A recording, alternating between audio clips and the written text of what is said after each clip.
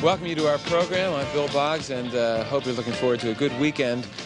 We have a nice group of people here who came down. Just as always, as a reminder, if you'd like to be in the audience for our tapings, you are welcome. I would like to ask folks who came down today to give a nice welcome to our first guest, who has gone through something in her lifetime that you could only hope and pray you would never come close to experiencing in yours, because Lilly Bloch was hiding for 2.5 years in a cellar from the Nazis. She did not come out of the cellar for 2.5 years. She did not see daylight during that period of time. In fact, she and her family were not even able to bathe during that time. May we have a nice welcome, please, for a truly courageous woman, Lilly Bloch. Welcome. And thank you for being with us, and I thank you for coming to tell a story that can only be an inspiration for people. You went to see The Diary of Anne Frank last night. I certainly did. What kind of experience is it for you to see a theatrical experience of something that really parallels what happened to you in Poland in your life? Well, it's a very gratifying experience in a sense that I can actually see something like that being shown to the people, because this was my fervent hope, that if and when I survive the war, I will be able to tell the world. And in a certain way, this play shows the world what happened. Well, in addition to talking about the play today, we'll give you an opportunity as well to tell the world. Can we talk about some of the specifics about what you had to do? Let's discuss, let's go all the way back to which village in Poland? Where were you living? Well, where I was hiding in a little village by the name of Stare Skalat in eastern Poland, on the border, on the Polish-Russian border. Now, what were the events in your village that led you and your family, what specific things were you aware of that led you and your family down into that cellar, into really, and when we talk about a cellar, we're talking about what kind of room was it? Well, what happened was that after the occupation by the Nazis, you know, the Jews were persecuted, and after the first roundup, a man appeared from nowhere. He came to our home.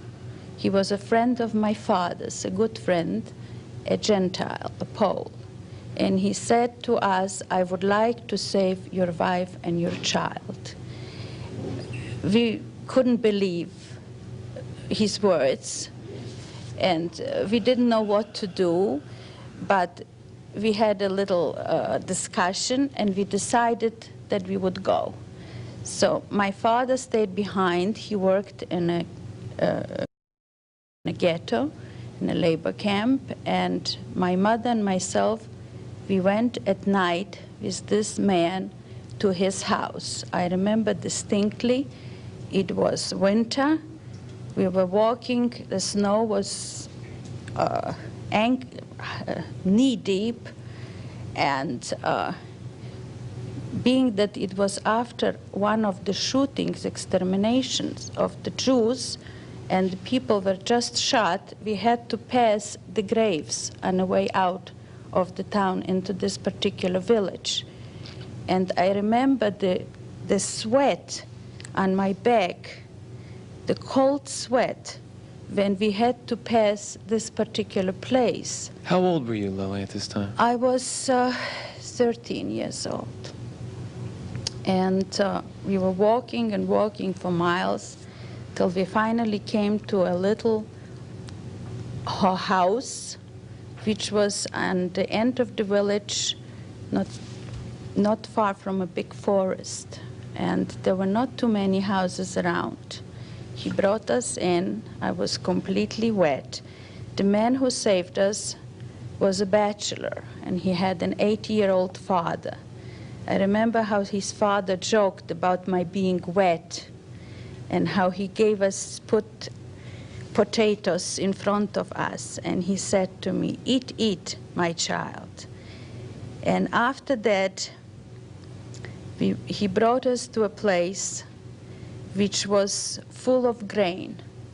It was a place where he put his grain. He hid his grain in order not to give it to the Germans. And the only way to go into this particular cellar was through a little window, which was as big as a television set, the entrance. And the only way to get into it was in a lying position on the stomach, to crawl in and out. So when you crawled into that space, Right. you didn't come out for 2.5 years? No, we didn't. It was completely dark, and we were able only to be in a lying or sitting position. You mean you're telling me that for 2.5 years you did not stand upright? No, I couldn't. There was no room. It wasn't high enough. And we were lying in the grain. Now, you were 13 years old. How did you understand why you were there? What did your parents explain to you about the events? And some people watching this program now have lived an entire lifetime without history touching their lives. Your life was totally catapulted into this bizarre and horrible and torturous situation because of history. What did your parents say? How did they explain it? Well, it wasn't easy to explain, but I understood that I was Jewish, and I had to pay for that, although I was not guilty of anything. But just being Jewish was guilty enough. And that's why, in order to survive, we had to hide. 2.5 years. How did time pass? 2.5 years without standing up. 2.5 years without bathing, really, during that We period. never bathed. We received a tea kettle of water per day for drinking, and a loaf of bread a week. And it was just you and your mother, right? My mother, my father, and my aunt. Your 4 people. 4 people. Yes. I want to take a break for a commercial, and we will continue with Lilly Bloch's story right after this. We're back with Lilly Bloch, talking about a situation that is incredible to conceive. If you go back mathematically, figure out when was 2.5 years ago, right? And think of staying in an enclosed space, not standing up, with 3 other people for 2.5 years. How did time pass? Very slowly. Did you have books? Were you able to... I had a few books, but there was no light. The only light came in from a window which was open very little. It was camouflaged, so we had to sort of pat down the straw to get a little daylight in. So it wasn't really easy to read. And did you have any normal sense of time, like the changing of the seasons, the daylight, nighttime, midnight? Yes, yes. We knew, we knew when it was day and night, Yeah. because every night my mother was in charge of bringing out the waste. The waste. Your Right. mother was the only one who really did leave. Who really She took the yes. risk every night of Yes, going outside. Yes. And she was caught on one occasion doing it. What happened? All of a sudden, as she was crawling out from this hiding, and she picked up her head, she saw a man standing in front of her. Well, she turned around to us and she said, well, this is the end. But the man started talking to her, and it turned out that he was a very good friend of my father's. And when he found out our name, he fell to the floor and he begged us and he promised us that he will never, ever tell anybody what happened, that he saw us, where we are, and he never did.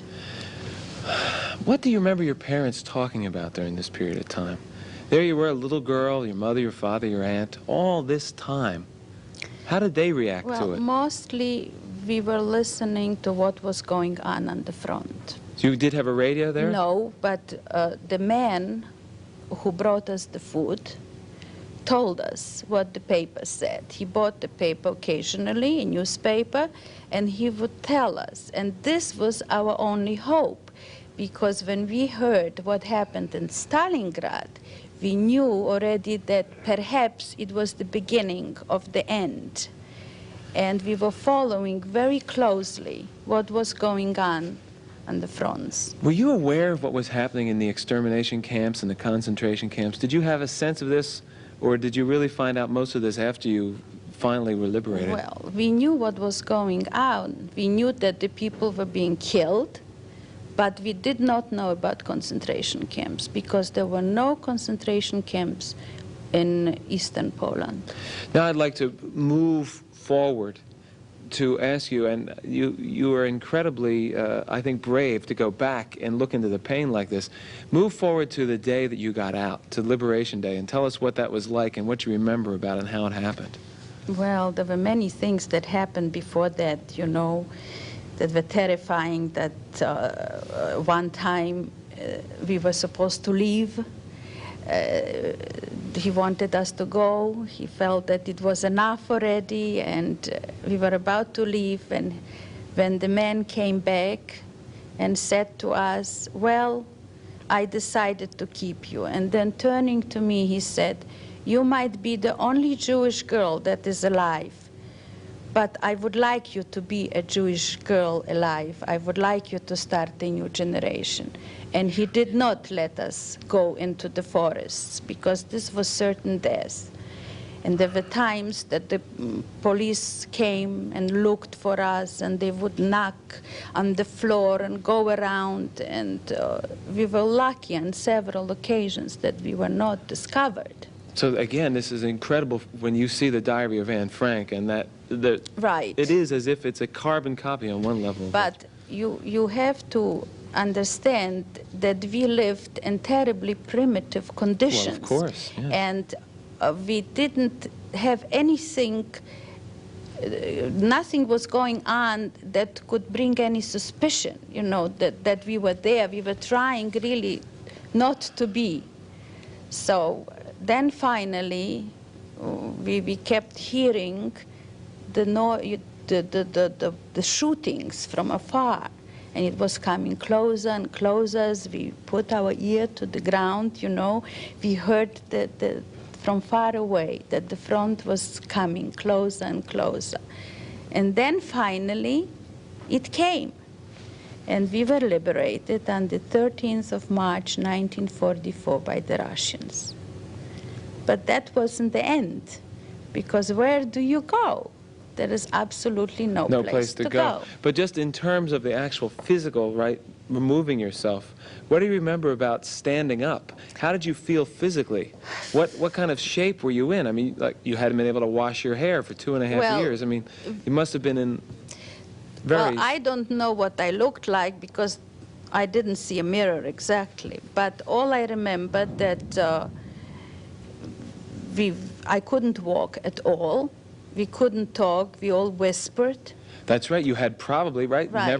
You had been whispering. Always whispering. For 2.5 years. So I had to relearn how to walk. I couldn't walk at all.